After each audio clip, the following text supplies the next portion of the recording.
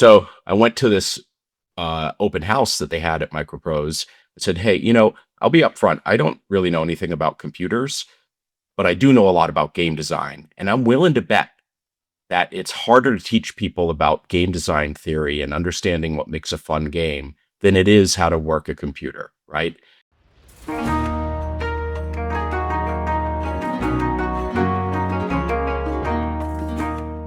Welcome to the Pixel Retentive Podcast, where we unpack the messy, beautiful intersection of creativity and business with the artists, marketers, and founders shaping our culture. Hey friends, I'm Carl, founder of Epic Made, and I'm the host of the Pixel Retentive Podcast, where we share our thoughts on creativity, art, and business. Past guests include Mario Kroll, founder of Uber Strategist, Cheryl Platts, author of The Game Development Strategy Guide, and Andrew Perlmutter, CEO of NBA Take-Two Media. I'm forever grateful for the supporters of this podcast, and we are always open to more sponsors that align with our brand. That said, Pixel Retentive is brought to you by Epic Made. Epic Made is a strategic creative studio helping brands turn big ideas into unforgettable animated content, campaign visuals, and story-driven creative that actually connects and turns viewers into fandom. We work with the best brands in gaming, entertainment, and tech, as well as pop culture, to make their ideas feel bigger, clearer, and harder to ignore. If your brand has a campaign, launch, pitch, or story that needs to stand out, visit epicmade.net and let's collaborate on your next creative campaign. All right, so with us today, we have Chris Hewish of Xsolla. Welcome to the show, Chris. Thank you, Carl. Pleasure to be here today. Really excited to have you on here and chat through all the cool things you've done and just the way your brain works around this industry. I know everyone's going to love it. So Chris is a creative business operator who has spent more than 2 decades at the intersection of games and technology, working with companies like Games Workshop, Activision, DreamWorks, and now Xsolla. At his core, he is a strategist and storyteller who connects creativity with commercial impact at a global scale. Very cool. Obviously, a few brands in there people have heard of, 1 or 2, maybe Games Workshop, Activision, DreamWorks. No big deal. Quite the resume there. So before we get into the bigger subject today, I would love to allow the audience to get to know you a little bit better. So how long have you been in this industry? Maybe what do you consider this industry? And what project are you most proud of so far? Sure. Well, first of all, thank you for the incredibly kind introduction there, Carl. And Yeah. I've been really, really fortunate. I've been in this industry my entire career, ever since I got out of university. And it's been many decades now. So, it's been something that has spanned the entire gamut of the business of games, where I really began on the creative side. I actually began in the mailroom, is where I began, at Games Workshop, of all places, right? Classic story. Classic story. I'll do anything. Put me in the mailroom. Let's go. I mean, honestly, that really was it. I started out there after graduating university. I had a degree, and I said, I'm going to take the summer off to get a job in games. And if I don't get a job in games, then I'll move down from Maine to Boston and try to work somewhere in media, because I had a degree in video production and communications and all that stuff. And wrote a letter to my favorite game company, Games Workshop, and sent a letter of recommendation along with it from a fictional orc war boss who was I recommend this Uman. And they loved it. And that started that. And they were like, we love the passion. We're going to stick you in the mailroom. And that's where it all began. So there's some magic there, right? Because you wrote the best letter of recommendation you could for yourself in the world that you were pitching to, right? So there's something there that people should take a note of, because you could have got a letter of recommendation from your your university professor, but that would have not had the same impact that this really creative thing is. I love that. So that's amazing. Yeah, you're 100% right, Carl. Unbeknownst to me, at the time at least, Games Workshop had a policy where they hired passion over anything else. And they actually insisted that anyone they hire had to know their products inside and out, because the philosophy was, we can teach anybody to run a cash register at a store, take phone orders, mail out stuff from a mailroom. What we can't teach is passion, right, for the Yep. product and for the industry and the game. And that was a huge lesson, especially early. I think it applies to a lot of industries and careers, especially early on, where if you don't necessarily have the connections or the skill or experience yet, that passion is what will set you apart from everybody else. And speaking about just the business of games and creativity in general, like that passion is everything, right? Like you can tell when the games are being banged out by like a team that doesn't really care about them, or a team that's like, oh my god, we love this. Like we're having trouble balancing our work life responsibilities because we're so engrossed in launching and building and doing these things. And that's the stuff you want to see, and that's what makes great games. It really does, and that's where it sort of goes from, yes, it is a science, it is a discipline, but there's also a craft that is a part of it. And that really differentiates the games that people really remember and have deep emotional connections to from just something that is, as you said, a factory threw it out or a robot, I don't mean literally AI, that's a whole separate conversation, but somebody who doesn't care puts it out there. And you can, and that's where that, and it's part of what I love about the industry, that it is both a science and it's kind of a hard skill and technical, but at the same time, there's a lot of soft skill, craft and craftsmanship that has to go into it to come together to make something really, really fun. Well said, and it's so true. So you got your first toe in the door in the mailroom at Games Workshop, impersonating an orc, which I love. It's like that is maybe the coolest origin story ever. So as you unfolded from there, you'll walk us through that. So Games Workshop got your foot in the door. What would you say your first big break was after that?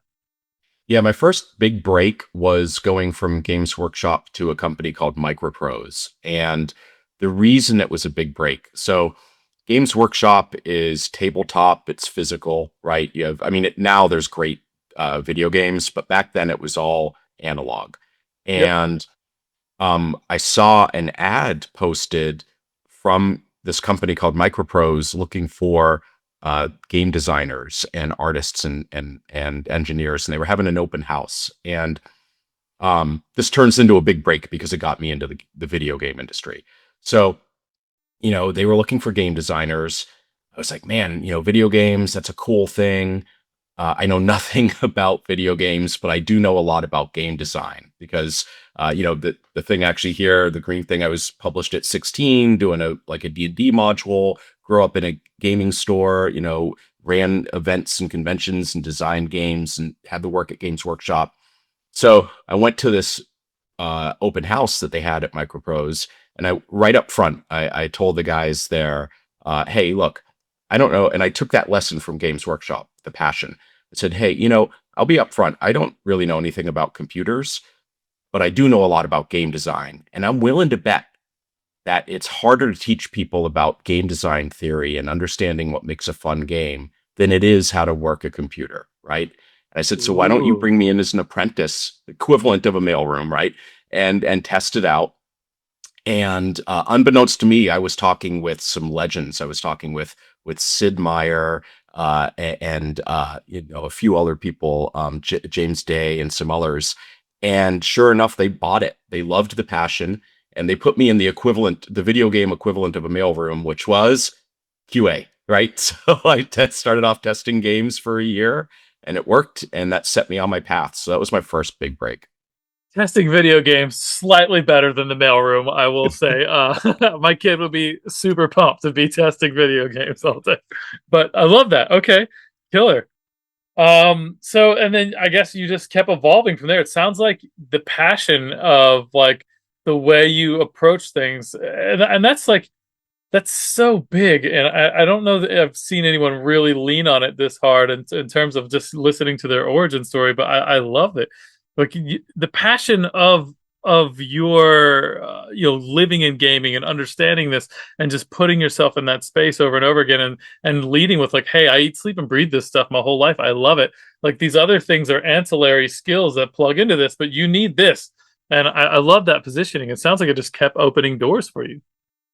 It really did. And, it has kept opening doors. And, there were some times there was a shift, right, which was a little difficult, where I felt that I was losing the passion, which was when I kind of shifted from the creative side, being a game designer and a creative director and all of that, and getting into the producing and the publishing side, which it turned out that just happened because the company needed someone to take over and produce a game. They were like, Chris, you've got good communication skills. You're well liked on the team. Why don't you do that? And sure enough, I had an aptitude for that. And that set me on a whole path, eventually executive producing at Activision. But I really started to feel disconnected and sort of divorced from that passion. And I had to kind of do a little soul searching, and it led to an evolution moment where I realized, wait a minute, I can have a passion for the business of games if I look at it a little bit differently. And it's not about the boring parts of the business. It's about the systems and how the strategies and how, like that stuff it was the same appeal as being a game designer, designing game systems, but now designing kind of business systems and portfolio systems and all of that. I love that. I had a similar journey on my growth here and building my company because when I started, I just didn't want a job because I'm not employable. There's something wrong with me. I can't be happy and like punch somebody else's clock. But I was a creative and an artist, and I still identify as that, and that's still like core of who I am. But as I built the business, it became more and more important that I fell in love with designing a business and not being a designer and an artist, because now I had all these people responsible on me and my systems and my ability to grow and expand and do this. And yeah, I had that same moment in my trajectory where I felt a little lost, a little like confused, like I didn't feel the passion and love for it. But then I rebranded the company from this more generic company called Creative Art and Design Studios, and we made it Epic Made. And then it was like, oh well, I can love Epic Made, and Epic Made niched into gaming and niched into entertainment and tech and stopped trying to be everything for everybody. And that's when we really started to grow. And then I really was like, oh, I love talking to all these people. All these are my people. Like I can be excited about this side of the business. So I can relate to that. It's a very empowering thing to like shift your focus, but still bring change how your passion and expand it a little bit, It really is, Carl. And you touched on something I think that's really important that I know I struggled with, and I'm guessing a lot of people do. When you have kind of a real creative streak, right? And especially when that's how you start up or came up, you mentioned it was core to your identity. Absolutely. Same thing. It's like, wait, who am I if I'm not being the creative person, right? And the reality is that creativity can be leveraged as long as you stay connected to it in some way. It doesn't have to be exactly what you've always been doing, because then we stagnate, right? We don't progress and evolve. But it doesn't mean you have to drop it at the door and disconnect from it, because then you burn out and you fail. And I love that how you rebranded and focused in on your passion and tied that together, and then the success came. That's awesome. 100%. I was building the business for a decade before, like it was we just kept trading hours for dollars. And there was nothing. We were sort of like a Me Too agency, is how I've heard it described. Like, yeah, we can do that too. We can do that too. Until we like really found our lane, and our lane was always there. Like I got into creative and designing, and I wanted to make video games. It just didn't feel like an alley that something I could manifest in Norfolk, Virginia. But like. It didn't matter, right? And we found our way, and now here we are working with some of the biggest game companies and biggest entertainment brands, and it feels really good, even though I'm not on the creative team. Although I did put some pieces together for this last pitch I was talking to you about, so that felt good. I was back on the team for a bit on the creative side, which was cool. So yeah. Anyway, That is good. so what do you think, in 2026, there's a lot of wild things going on in the industry. We've seen lots of layoffs, lots of technological evolutions, lots of new ethical concerns with certain types of technology, and obviously AI and all of its manifestations, from generative AI to like more assistive AI to like, just knowledge-based type of stuff. There's all sorts of ways. Like, where do you think this is going? Like, what do you see from your perspective? You have so much industry experience across all this. I'd love to get some insights from you on that. Sure. So, Carl, one of the big things that I see, and I truly believe this, it's not just because I'm at a company that actually facilitates it. And in fact, what I'm about to say kind of became, I tapped into it because of where I am, and it sort of opened my eyes. And what that is the games industry is really at a transition point where the business is starting to truly mature, and companies are starting to really understand the importance of taking control of their business and connecting directly with their players. And so in simplest terms, it could be like a shift to direct to consumer. But that's not real. That's oversimplifying it. For a long time, the games industry has kind of been mono-channel in how it does its business. Unlike every other industry, and what I mean by mono-channel is you create a game and then you launch it, but you only put it through the App Store, or you only put it through Steam, and you're putting it through somebody else's distribution channel where you actually have no control or ownership over the business itself. And those are great channels by themselves. But if you look at and for decade, before the online stores, it was retail. You'd make a game and you put it into Walmart and you called it a day, right? A retail channel. Again, you had no connection or control to your players or ownership of, you didn't even know who your players were, really. You look at other industries, look at, Nike, for instance. They make great sneakers and apparel. They don't just sell through Amazon, right? That's one channel, but they have their own retail stores. They have their own website. They have affiliate programs. They have all kinds of distribution partnerships, right? So they have a real ecosystem for distribution where they own a big chunk of that, and they're able to take their most engaged, customers from channels they don't own, like a third-party platform, like Amazon or something, and they can take their most engaged customers and move them into their own owned channel, and eventually they're getting them into their stores, right? Or having direct offers to them, and they know who those users are. So that example is where the games industry is heading. And that has accelerated to the point now that it's now just not theory or a few companies doing it. We're seeing the biggest companies really embracing this, where they're like, oh yeah, we should have multiple channels. First of all, it de-risks the business, right? So now you're not, we all saw what happened years ago with IDFA when Apple changed the rules, or even which blew up advertising and acquisition. Before that, Facebook, when they realized that games were not helping their core business, they completely nuked their game business, which was a huge business, and it put many companies out of business. Of course. So exactly. So, that's a big shift that we're seeing, where game companies are now like, okay, we need to take control of our business. We need to have direct channels where we are where we're connecting with our most engaged players. We're understanding them better. We are providing better value propositions to them because we have all of the data now about those players, right? It's not just their gameplay data, but it's their commerce data, their engagement data outside of the game. We understand. So it just creates a better value proposition, and players are responding to it. We see that companies that do this not only save money on margins. You're not paying 30% to a platform. You're paying anywhere from 5 to 8% to a partner like us. So that's a 20+% margin savings.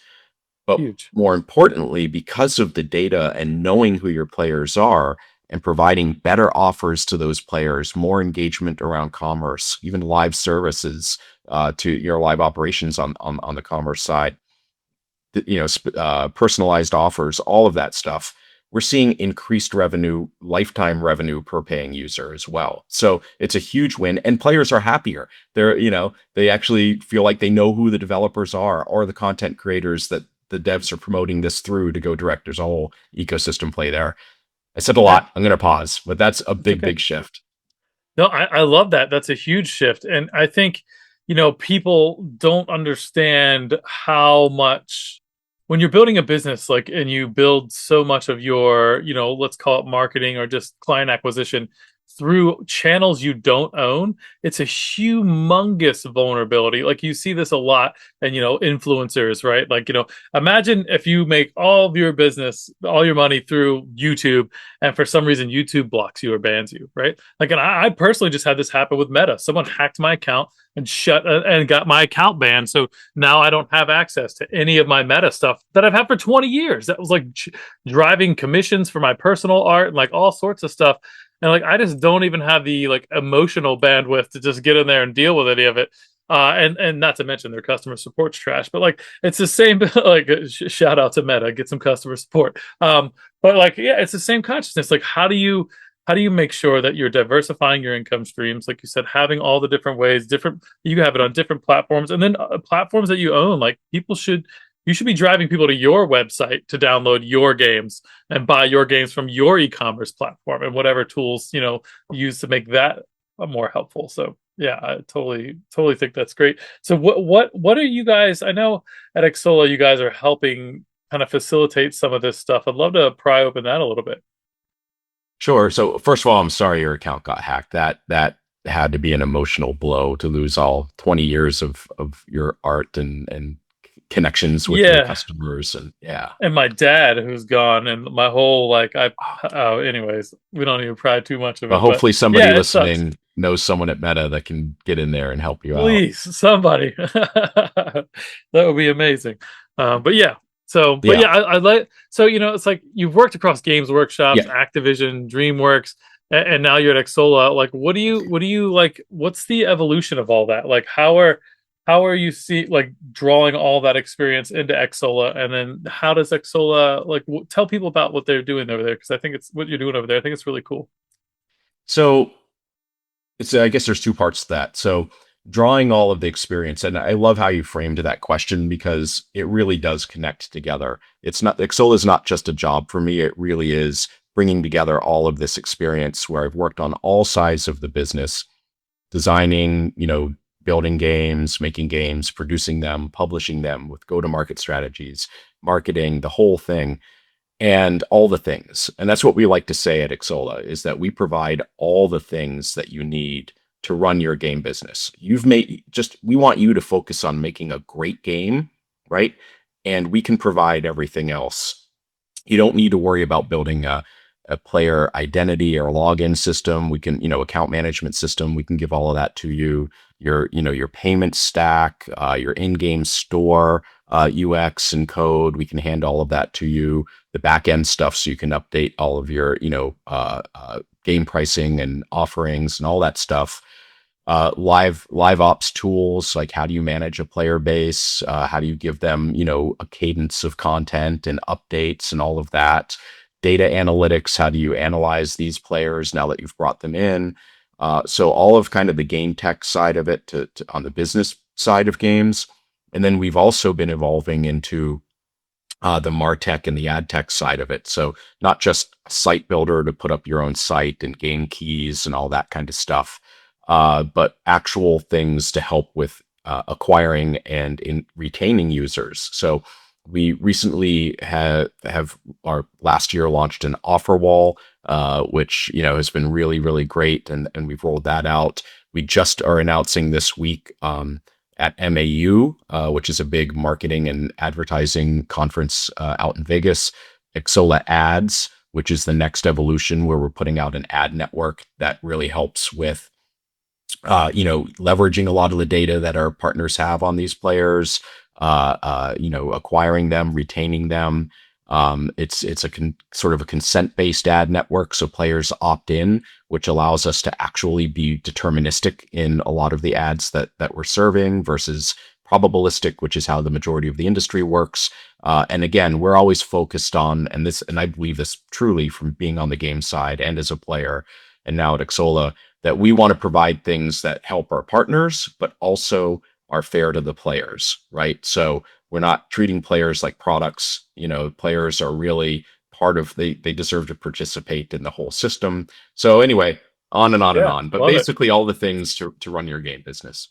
That's incredible. And look, so those are all empowering things that are the difficult part of building a game, right? Like most people, unless they've been in the industry a long time, like yourself, don't show up to a game product where it's like, oh well, we're gonna monetize this way. We're gonna have all these systems and our payment processors, and we're gonna have in-game economics to do this. And they're like, we got this great story we want to tell, and this new way we want to do it with a video game. Like that, that whole side of the business is a, but that's where everything falls apart and fails, right? Like, and I think that having a tool like this and a company like that that's accessible to companies and able to like help them is a really great service to the gaming industry, because how many great games never get it to the light of day because they just didn't have the business side of games, right?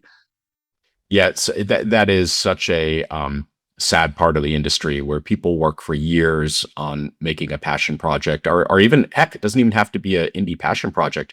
We see it with, like mid-tier, even enterprise companies make great games, but they kind of stumble when it comes to launch because they only focused on the game, which they should, but then they either at the last minute try to bring in a partner to help with the business side of it, or they try to build it in house, realize it's not as easy as it sounds, or they have a very limited offering. And it's kind of like if you're out there and you create content, say you make short form videos or movies or something, you shouldn't have to go out and try to build your own Netflix to get those out there, right? No, yeah, We provide that infrastructure. You just make the great content. that is incredible. I love that, and I definitely, I have a couple projects in mind that I'm going to connect you with now that I'm thinking about it. So I'll bring that with you later. Thank um, you. yeah, of course. So I know one thing you and I talked about before was a little bit about Web3. Crypto, blockchain, NFTs, all the technology that is considered Web3. What are some of the things that you're seeing in that space, and what do you think the future of that looks like within the gaming ecosystem?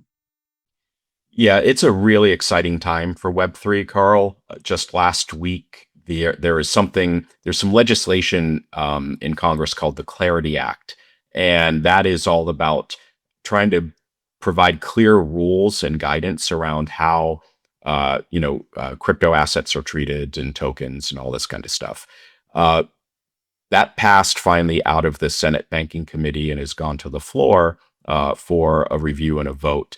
And it's important because it will bring some actual clarity, as the name implies, around how companies can handle digital assets, whether they're tokens or stable coins or whatever it might be.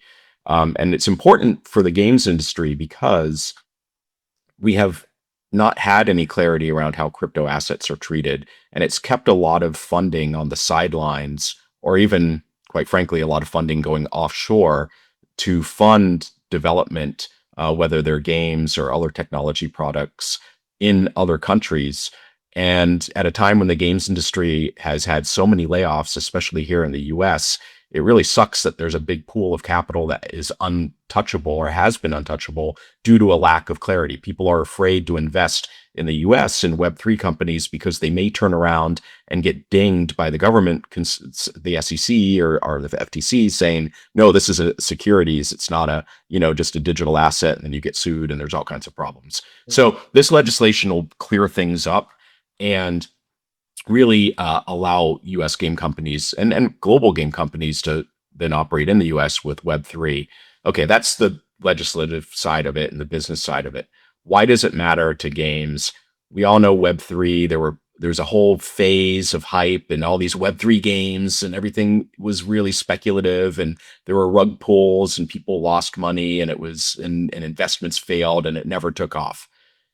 That's because, and we've evolved past that now, and we're at a new stage. But in the past, Web3 gaming failed because they was trying to do two things at once: build the infrastructure, like build the products that use blockchain functionality, Web3 functionality, and at the same time build an ecosystem that used those products. And whenever you're bringing new products to market, it's incredibly hard to build a new ecosystem to use that product. Most of the time when things succeed, it's a new product that comes into market and it taps into an existing ecosystem. Let's use Uber as an example, right? When Uber came into the market, It didn't try to also convince everybody out there to start taking taxis or, Yeah. rides, right? Taxis are a great thing. You should do this. Yeah, no, Right. you're right. It's like, yeah, that behavior already existed. Uber came in and just brought better functionality and features to that behavior. That's what we're seeing now, where we're at a point now where I was just at Consensus Miami a couple of weeks ago, which is a big blockchain event. And the big difference there is you saw like the grown-ups were in the room, major banks, people in suits. I only saw one guy in a crazy Web3 outfit, which was a little sad, but you know, Yeah, yeah. and Well, we don't want to lose the culture, right? But like, yeah, right. And by the way, he's probably worth more than 10 of my lifetimes combined. for sure. But but what we're seeing now, and this is part of what we're embracing as well, is we see an opportunity to treat Web3 as a feature, not an ecosystem. It brings additional functionality to existing products, right? That can then make things better for everybody. So what does that mean? By integrating blockchain functionality into existing products, and that's something that we are doing now, by the way. It could allow people to do things like, oh, now you can pay people a stable coin into their account, not just players paying you money to buy stuff, but you could reward players for engaging with your game, downloading it, completing quests, running events, right? And they get real, instead of a funky in-game currency, they get real value for that. And they can then take that value and do whatever they want with it. Ad networks, people can opt into ad networks and actually get the holy grail, paid for your data, right? So there's all these things, and there's much, much more. I won't go into all the details, but basically we're seeing the industry looking at Web3 and blockchain as a feature upgrade to existing infrastructure that taps into existing Web2 ecosystems. And we think games are going to be where the first billion players engaging with Web3 come from. We will never call it Web3 though. We just talk about No. the benefit, not the technology.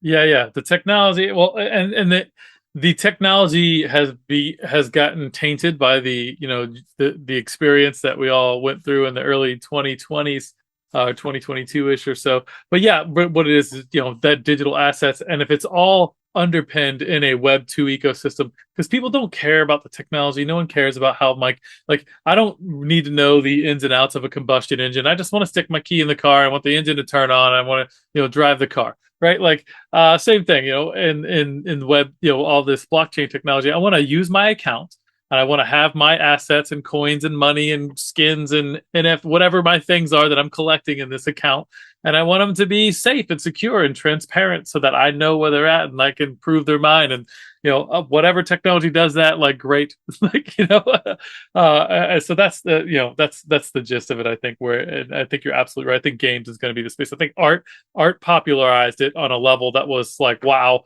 the community building around that, and communities and games are synonymous in so many ways. And I think that once we have the implementation and get some more, like you said, the Clarity Act is going to be huge.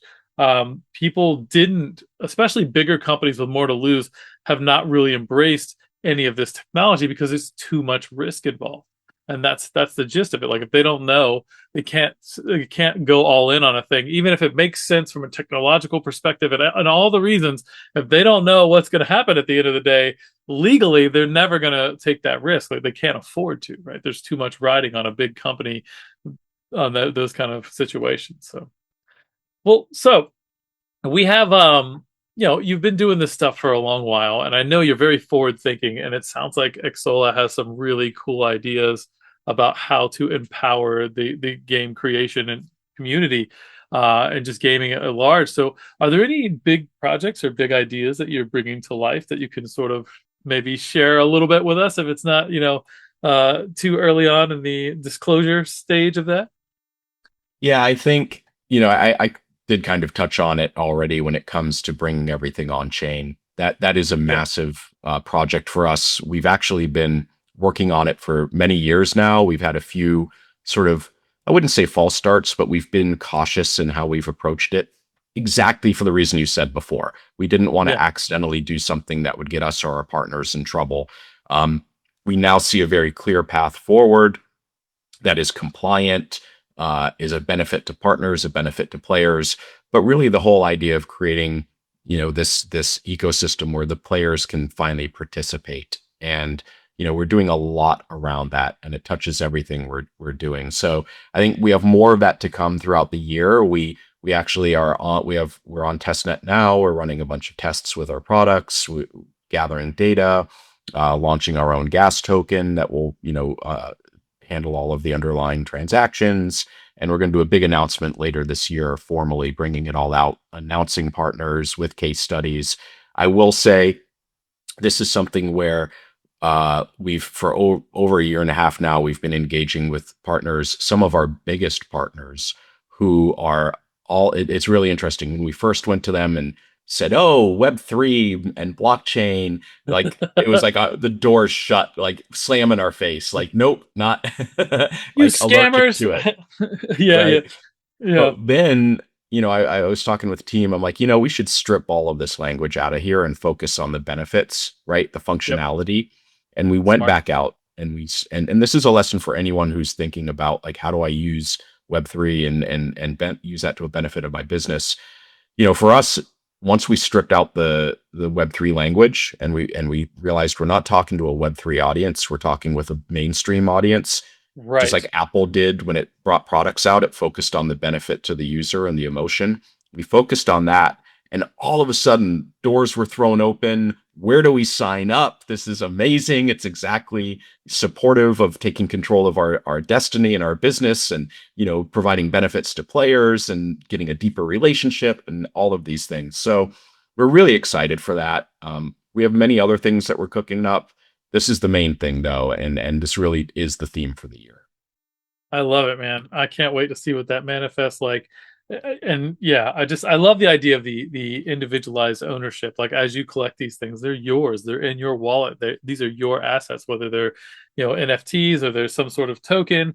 And the things that can spin up out of that, um, almost it's permissionless like collaborations with other communities that where there's like, hey, we're gonna make all these NFTs accessible in our project, and it's like that's just like free promotion for things, and also like there's just anyways we should do a whole when you're ready to launch that, let's talk because we can get into like the deep feature dive. We'll just do a pure digital assets episode. That'll be fun. So Yeah, let's do uh it. yeah, so let's see if I got a couple of little button up questions for you here. um this is launching in the new year, or you said later this year you guys are going to do some announcements. So what do you guys, when you guys are like, how do you personally define the relationship between like art and commerce in Xsolla, or just in general when you're working with partners and that sort of stuff? Like, and is there one that usually wins more? Is it more the art and passion, or more of like the commerce business experience type of thing? So, I mean, I think you really need both. Quite frankly, the business is great for. I mean, you need the art to get to the business to begin with, right? But then you have the business, and in the way that we see it, the business helps these companies stand up, get their games out there, start connecting with their audiences. But if it stops there, right? It doesn't matter what our products are, the company probably won't succeed. The ones that succeed are then able to take the art and bring it in to like, hey, we've started we know who the players are, we've started a relationship. We need that art side of it to then deepen the relationship, right? And it can't purely be transactional, right? It has to be something where the players feel really connected, and people feel connected to art. They don't they don't Yeah. really feel connected to business. Business should be almost invisible, right, behind the Yes. scenes. And you know, maybe it sounds like a little bit of a cop out answer, but it's true. You need both You at the do. right time, right? Conversely, the ones that really focus only on art and don't and think that art drives the business, they also tend to fail because you need business needs to be dependable, reliant, steady, right? And sure, art can be that, but often art, great art comes from a little bit of chaos and a little bit of out there and all of that. So from a mindset standpoint, you kind of need both, and you need them sequenced correctly to truly succeed.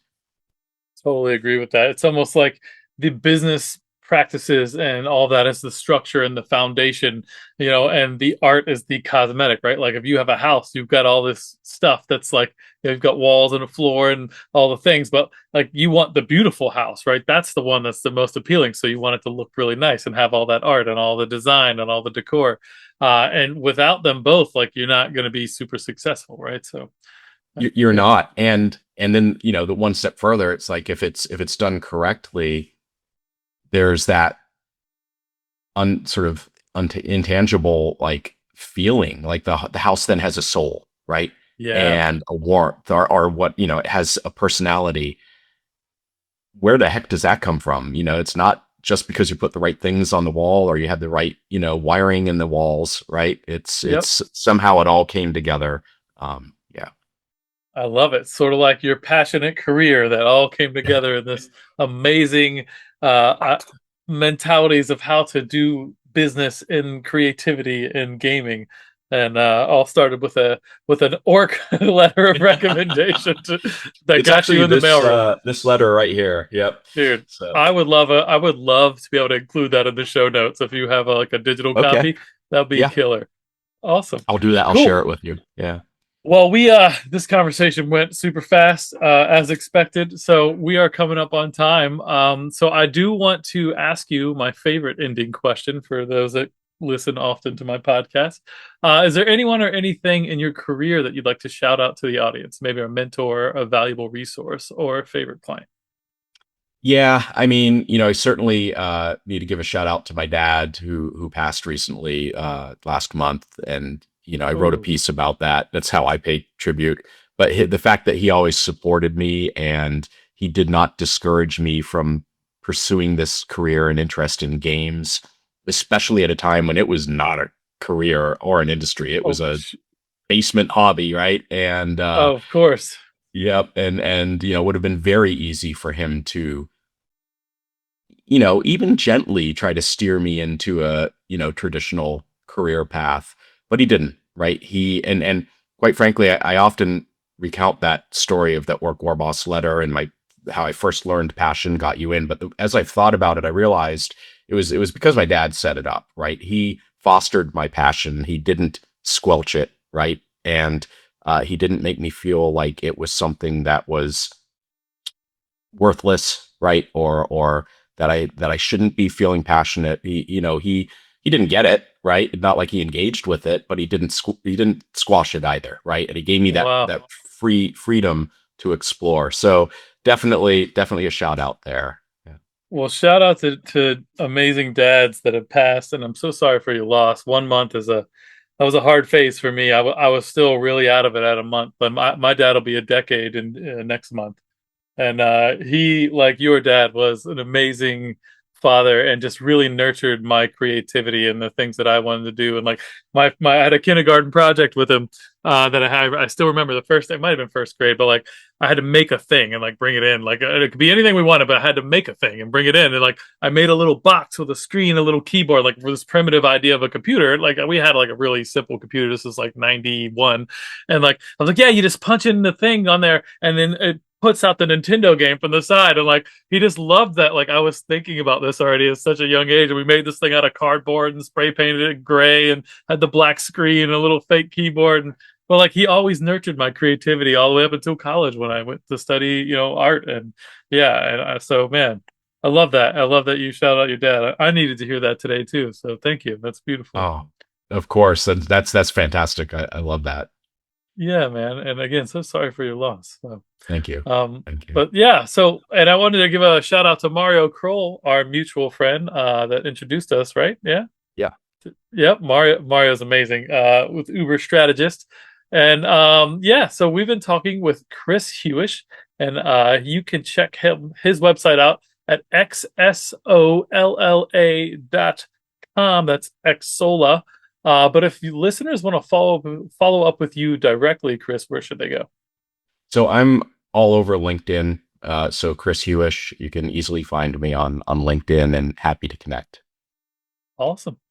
All right, Chris. Well, thank you for being on the show. And if this episode sparks something for you, please share it with your friends and colleagues. And we will see you all next time. Take it easy. really hope you enjoyed the show. Please like and subscribe to join us on our next journey through the world of art and business on the Pixel Retentive Podcast.